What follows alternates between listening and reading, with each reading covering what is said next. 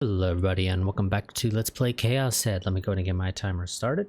These are going to be probably fairly short parts because I do have some stuff that I need to do for a side project that I've been working on for a number of months now that has, actually been put out there with a couple of updates.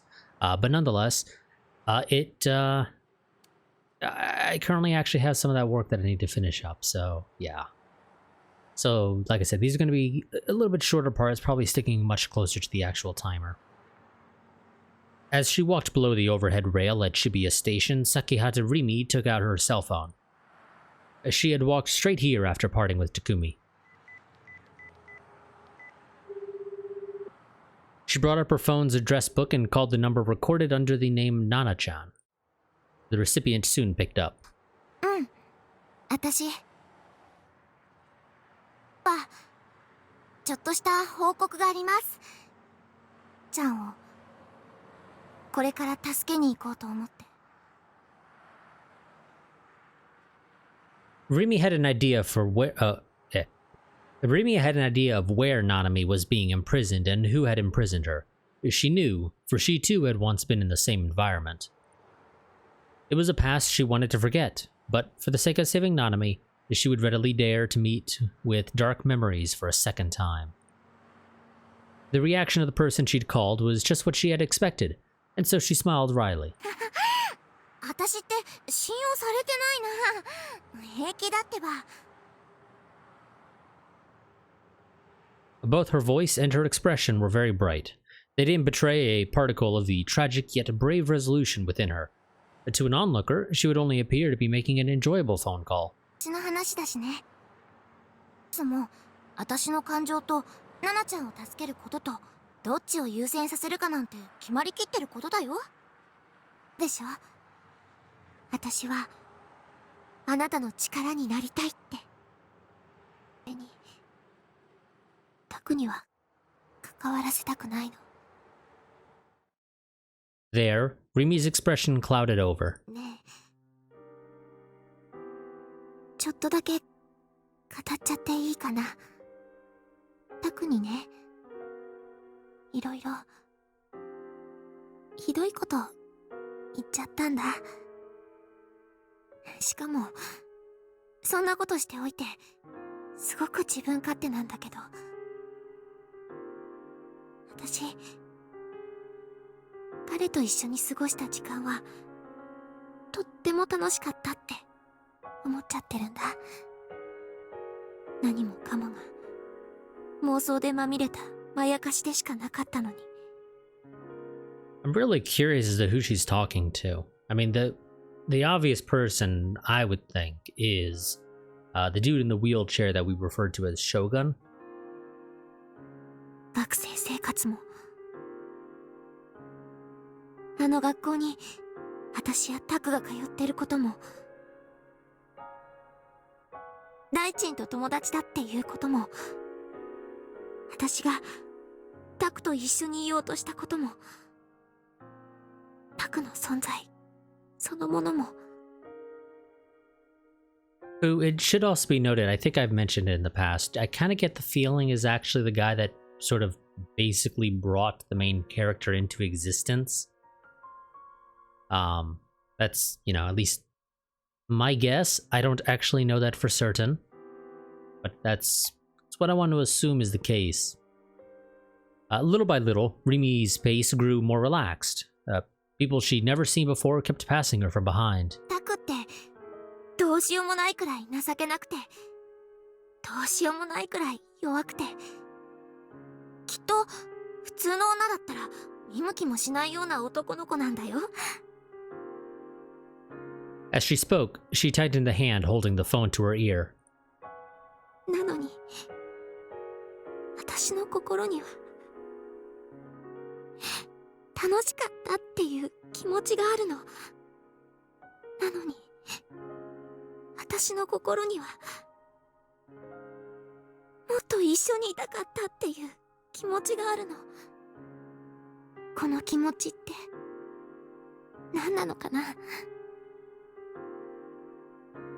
When she looked up, there was the neon-lit night sky. She couldn't see any stars, Rimi briefly paused to stand still there.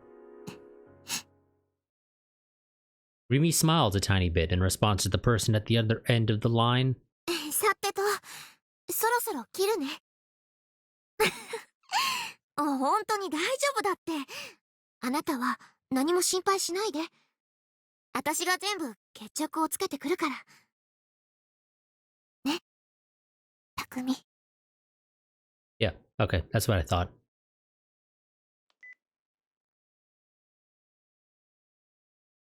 She was talking to the real Takumi. I had lost all energy. Before I knew it, I was at my base. I didn't have clear memories of how I'd gotten back here after failing to die on Yamanote Street. このコンテナって誰がどうやってここまで運んだんだろう。 Maybe the container doesn't actually exist. And it was willed into existence. A question that hadn't so much as occurred to me before now. When I thought about it anew, all these things that seemed a tad odd to me kept catching my notice. They increasingly cornered me. Once I closed the door, the room's interior went pitch black. Leaning up against the door, I stood motionless. All that echoed through the quiet room was the sound of my PC's fan humming and the sound of my shallow breathing. I thought maybe, in the darkness, I wouldn't have to be as conscious of my hideous self, and it had the reverse effect. But it had the reverse effect. In part because I couldn't see anything, and it was so very quiet. The cruel things Rimi had said to me played on endless repeat in my head. あなたは妄想の存在なんだよ。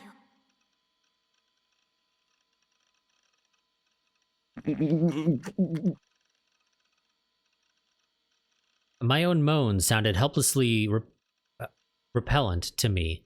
It gave me nausea. Given that I was already repulsive enough, I'd be beyond saving if my existence itself were the stuff of a freak show. I wanted to disappear. Tripping over the trash scattered across the floor, I crept my way toward the back of the room. I switched on the light, driving away the darkness. I grabbed the Sarah figure, post-awakening version, that had caught my eye just then, and collapsed into my chair. I embraced Sarah, holding her to my chest. She was very small, and very hard. She wasn't breathing, and she wouldn't say anything to me. She didn't have the warmth of a 3D girl. Even so, I only had Sarah now. I think we might have done a red last time, so let's do a green.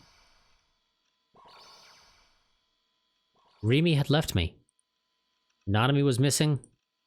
Senna had attacked me. Kozapi hadn't protected me. Yua was my enemy. And Ayase was in the hospital. They were the only girls whose names I knew, and none of them would do a thing for me. Reality wasn't easy. They couldn't care less about a monster like me. I clenched Sarah with trembling hands, harder, harder. Perhaps enough to break her. I wanted to disappear. 消えなくたって、これまでタッキーは存在感ゼロだったっしょ? I suppose that's accurate. The depths of my chest ached with a pang, to which Sarah would say such awful things, to think even Sarah would say such awful things to me. ひどいことも何も本当のことだよ。消えたいとか言ってるくせに図星疲れたぐらいでへこむんだ。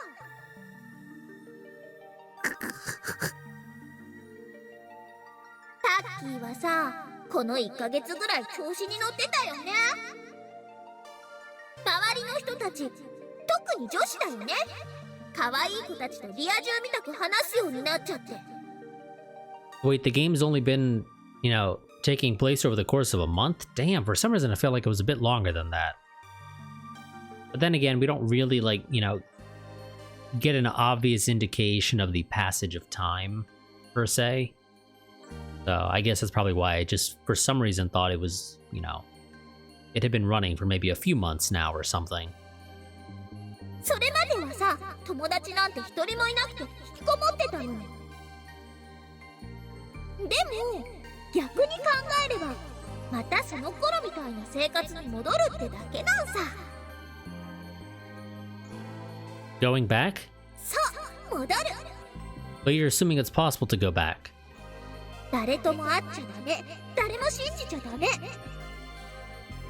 本物なのか偽物なのかとかどうでもいい。そんなの誰にも証明できないし。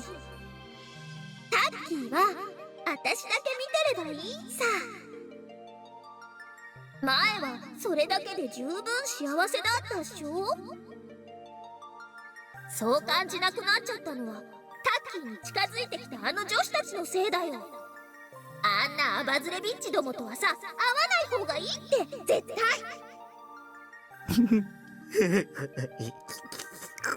そうか、そういうことか。Okay. They were the ones in the wrong. The people who tried to associate with me. The ones like Remy, it was all their fault. I hadn't done anything wrong.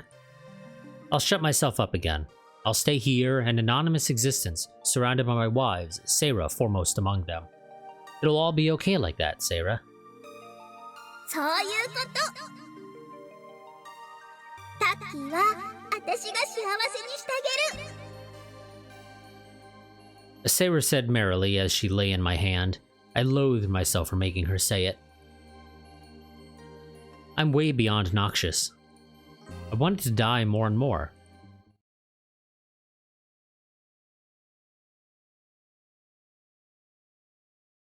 At night, hints of a human presence rapidly faded from hospitals. It was like they had taken in an excess of life and death during the day and were using this time to regain their balance. Hospitals at this time of night bore neither the scent of life nor the scent of death.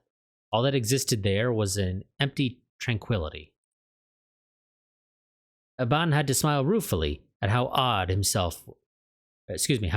himself was, thinking such a thing. But that aside, he found it to be especially quiet today. It still shouldn't have been time for lights out yet, but the illumination in the corridors had been turned off, and he couldn't see a single nurse. Since the moment he set foot in the lobby, Ban had been keenly feeling a bad premonition. He had no basis for it. It was what people call a detective's intuition, but... My intuition is usually on the money, isn't it? Maybe in order to distract himself from that premonition, he had ended up thinking about things that one might even call curiously spiritual. While taking a cab to the hospital, he dialed Sua's cell many times. It never went through, however, and that itself plainly demonstrated the danger of his junior's situation. He couldn't afford to dawdle. He had to find where in this vast hospital Sua was being held as fast as possible and then rescue him. Plus, he had to do it without catching the kidnapper's notice. The sound of footsteps would echo off linoleum floors. Before entering the hospital, Ban had taken off the leather shoes he'd been wearing. We're gonna John McClane this?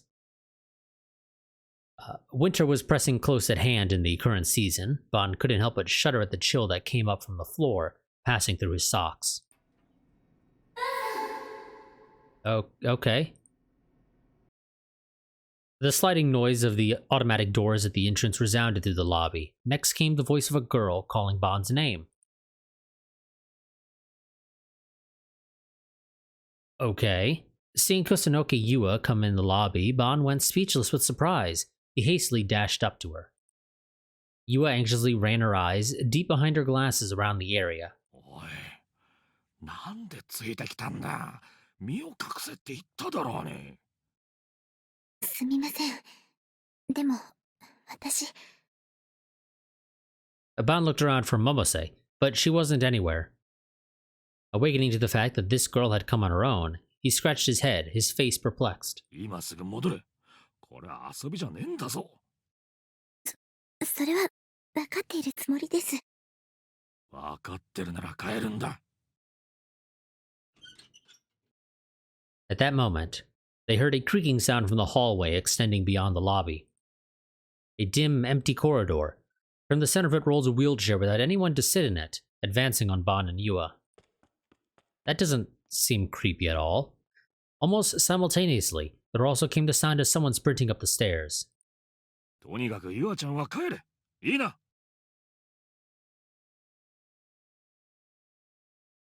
Ban had already started running as he warned her. He climbed the stairs, chasing the footsteps without listening to her answer. He carried himself with such swiftness, One couldn't possibly have envisioned it from his usual lack of enthusiasm.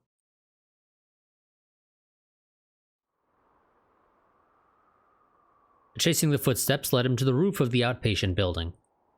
Like a garden, it had been provided with plantings. Doubtless it was a space for helping to soothe patients, but unfortunately it didn't seem to come with nighttime lighting, and he couldn't see what kind of flowers were growing there. Also, since it was the roof and all, it had a strong wind. Short of breath, Bon quickly studied his surroundings. The man who made the footsteps had definitely fled here, but now his form had unexpectedly disappeared. Did he do a neat job of luring me up here? As he ran away, the man had made so much noise it sounded almost deliberate. The only thing it could signify was that he'd been attempting to entice Bon to follow him. Bon didn't have his gun with him at the moment. Uneasy about being unarmed, he searched for something that would make a likely weapon, but he couldn't find anything suitable. He sucked in a breath. The sweat was seeping from his forehead, and he wiped it away with his fingers. One step at a time, he continued toward the center of the rooftop garden. From the shadows of the plantings to the shadows of the benches, there were potential hiding spots all over the place. Bon honed all of his nerves, so as to be able to respond no matter what direction he got attacked from. The center of the garden was a round plaza, and a number of benches were set up along its outskirts. He squinted at each of them in turn, and he found a suspicious object resting on top of one among them. Paying even more careful attention to his surroundings, Bon slowly walked up to that bench. As he approached, the object's shape grew distinct enough for him to recognize it. It was about as large as a soccer ball, round, black. A human's decapitated head? Bon had taken charge of dismemberment homicide cases a number of times, and this evoked in him past memories of seeing the same thing in photographs. His sense of foreboding was growing stronger and stronger. When he thought about it, it might be Sua's head. Fury and aggravation at the criminal rose in him, simmering. Bon ground his back teeth together. He went further toward the bench. The object there remained motionless. The cold night wind blew past him. That was when Bon heard a gunshot. Its suddenness made him flinch. Normally, he was supposed to lower his body and look in the direction the sound came from, but he couldn't even carry out these actions. No. To put it more accurately, there was no longer any need for him to carry out such actions. Feeling a burning pain in his chest, Bon touched his hand to it. A damp sensation. Something was pouring out of him, the unique scent of blood. Pain, which his brain had begun to acknowledge a little after the gunshot. He'd been shot. The instant he became aware of this, his legs went limp. Unable to stand, he fell there, shoulders first.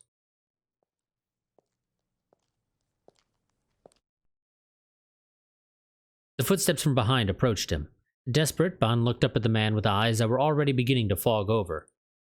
A black shadow holding a handgun. The darkness kept him from recognizing that face. A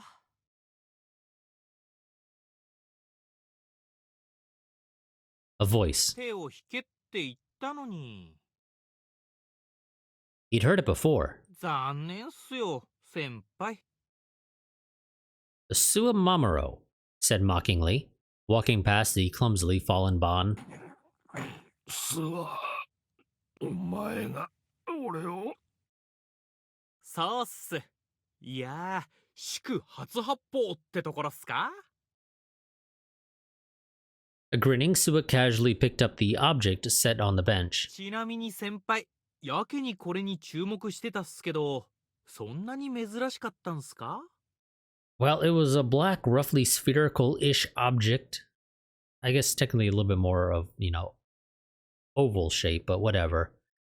So, you could just barely make it out. So obviously, he thought it might have been a head, and it could have been yours for all he knew. So yeah, he was paying quite a bit of attention to it. ダーススパイダーのヘルメット。 Ah, yes. Everybody's favorite series, Spider Wars. Or would be called Starman. Coming back up to Bon's side, Sua held the black helmet in front of Bon's eyes as though to flaunt it. ざまねえ。 As Bond smiled bitterly, most of his sight had already turned hazy. The sensation at the ends of his limbs had gone terribly cold. His chest hurt, but it wasn't agonizing. He sensed the presence of an intense gaze, but he'd lost the ability to determine whether it was coming from Sua or some other person. Knowing his life would only hold out for a few more minutes, Bond forced his body to roll over on his back as it grew rapidly heavier and heavier. Once he sprawled there with his limbs splayed out, the night sky appeared above him. But it was cloudy, and he couldn't see the stars. Then again, even if the stars had come out, he'd already lost the ability to see them. As he coughed, the taste of blood spread through his mouth. そう。お前はバカだ。まだガキでどうしようもないくらいのバカなデカだ。だが俺はお前のこと結構勝手だ。自分は先輩が鬱陶しくてしょうがなかったっすよ。まあ気持ちはわかる。 Aban's breathing steadily grew shallower. Air leaked from his throat with a hissing sound. His eyes no longer seized on anything. 何者なんだお前。 Ban's final question as his consciousness faded away. Asua answered it while pointing the barrel of the gun down at him. 魔法使いっす。 Right. Okay, definitely. バカが。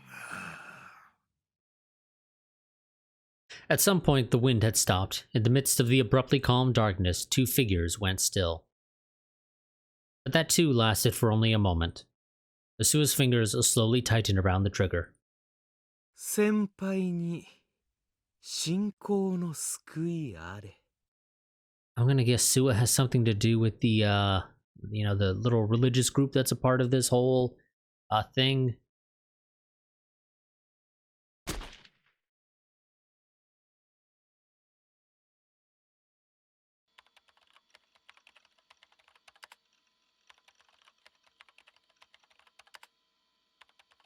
Okay, we're just gonna be spamming,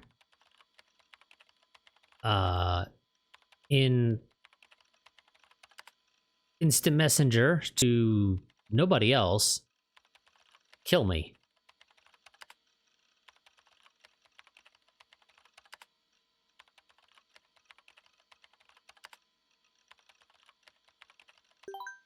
There we go.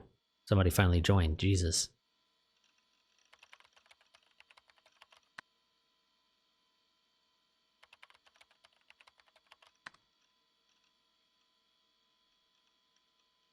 Yeah, Grim.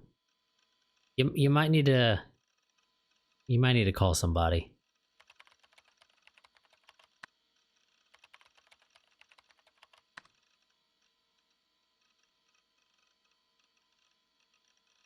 Now you get all emo, lol?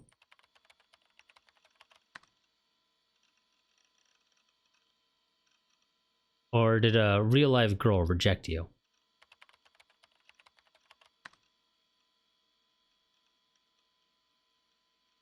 Then let me tell you something good. Oh.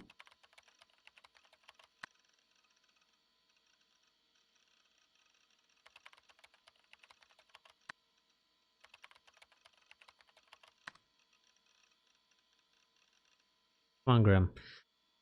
If you stay a virgin till you're 30, it's gonna be, you turn into a wizard or some shit.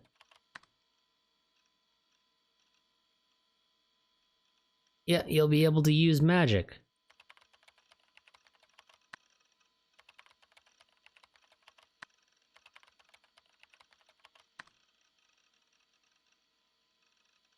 Just a piece, right, of course, just a piece of trivia.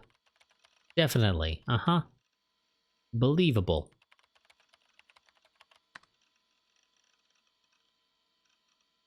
While I'm at it, come on, Grim. Tell us what you gotta say. This should be a scramble crossing. Oh. What about it?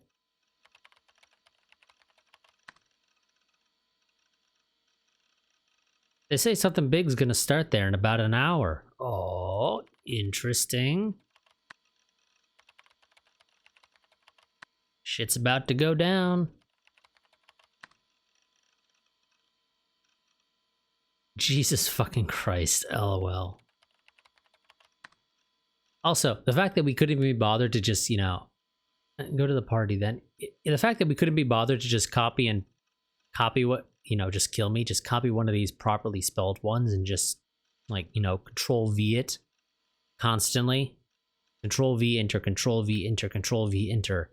Instead of typing it out and, you know, random capitalizations, characters. There were some also, you know, missed spaces, you know, all that. No. We need to type it out every single time. And, you know, sometimes we get it right. Sometimes we don't.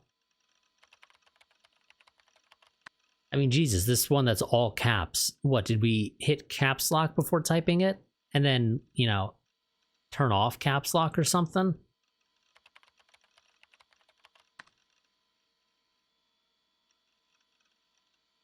You're a celeb, so you'll be the center of everyone's attention. If you're there, they might do you a favor and kill you, hmm? We're like, oh. If we go to this random event that's supposedly taking place at the Shibuya Scramble,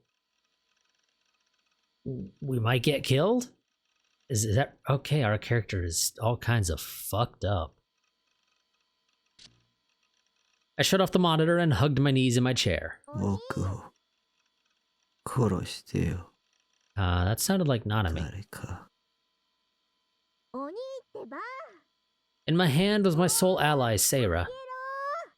Because I'd been gripping her with my sweat-drenched hand for a while, her slender limbs had become completely damp, and her arm had gotten all bent out of shape. Okay, dude, your sweat shouldn't be bending plastic.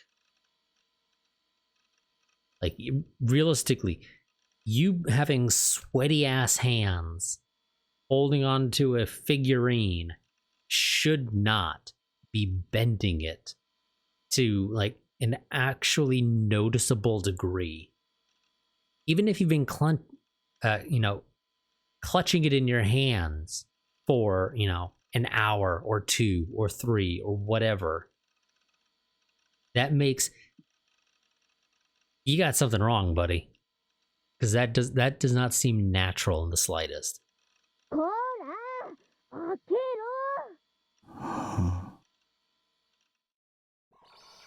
This voice. Oh, we're gonna do another green, because why not? It couldn't be. How? I hadn't misheard it. One of the girls who visited this base, there was only one imbecile who yelled at the top of her lungs from outside like this. Or excuse me, out of the girls, not one of the girls. Nanami had come. And I was somewhat surprised at myself for experiencing absolutely no deep emotion in response. Whatever, it doesn't matter. Was what I had begun to think. Nothing would change just because Nanami had come over here now. Besides, there was nothing especially mysterious about her coming here. Hadn't Rimi said something about going off to save her?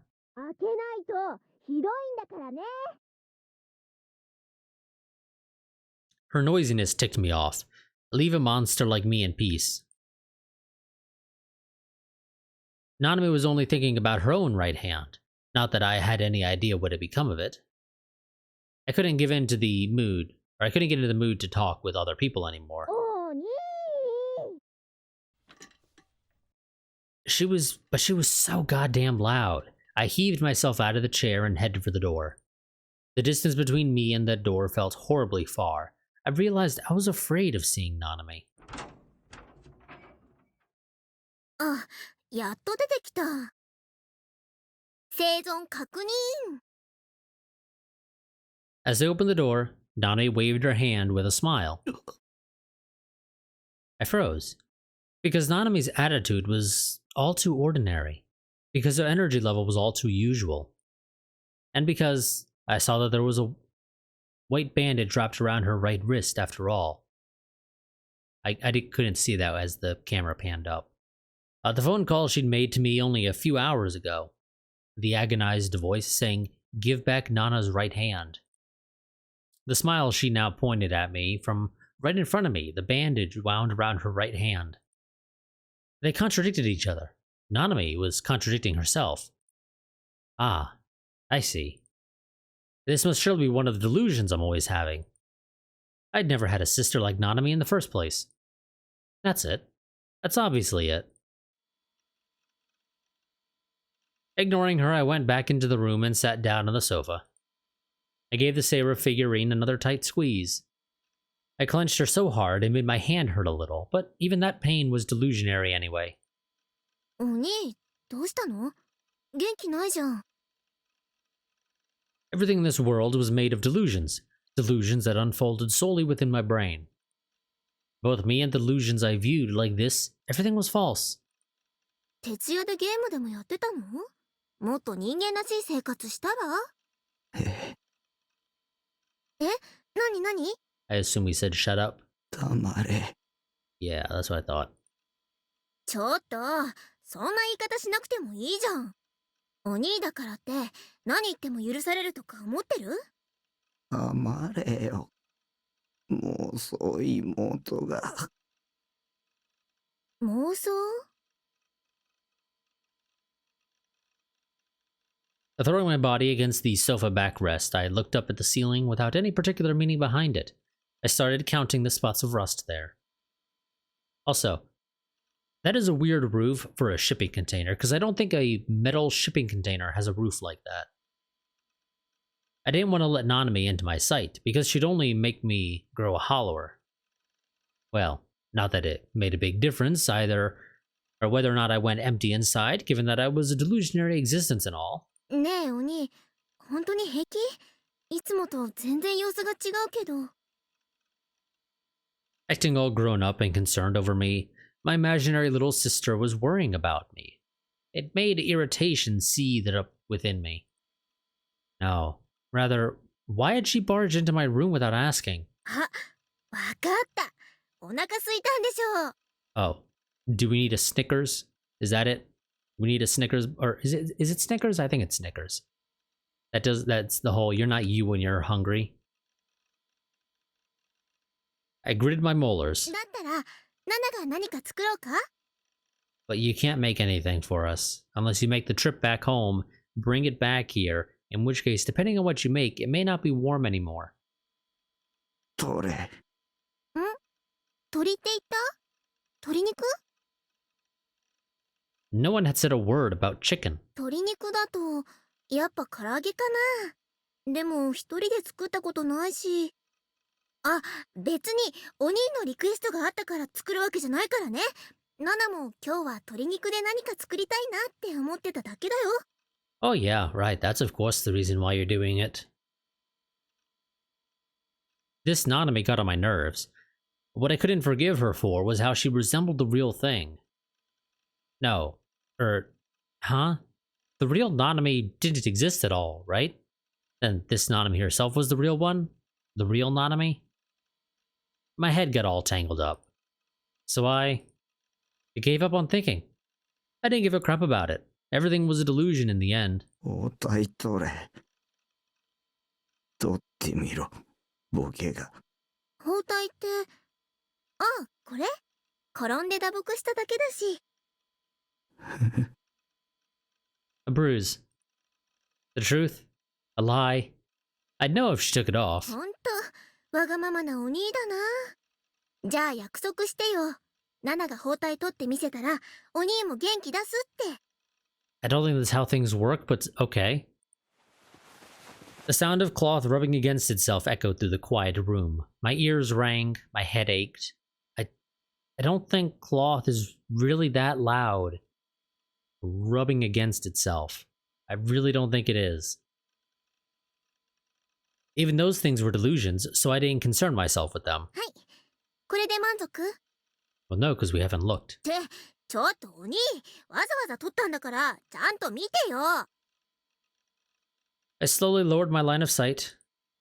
Nanami rolled up the sleeves of her uniform and thrust her right hand in my direction. From her slender arm came a drop of blood. The words slashed into her wrist as wounds were. その目、誰の目？ Well, shit.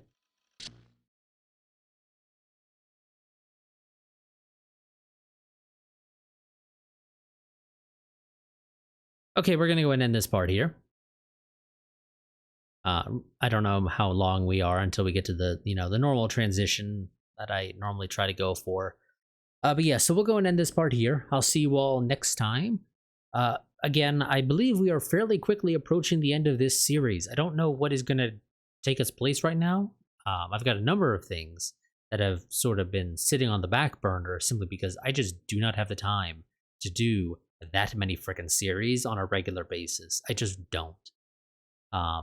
So yeah. I've got a couple ideas. It's probably not going to be another visual novel. I just want to go ahead and note that. Does that mean I won't do more visual novels on the channel? No, I definitely plan to. It's just the series that replaces this probably won't be a visual novel. It'll be something else. I don't know what exactly right now, but it'll be something at the very least. But that'll be it for this part. I'll see you all next time. Until then, goodbye and farewell.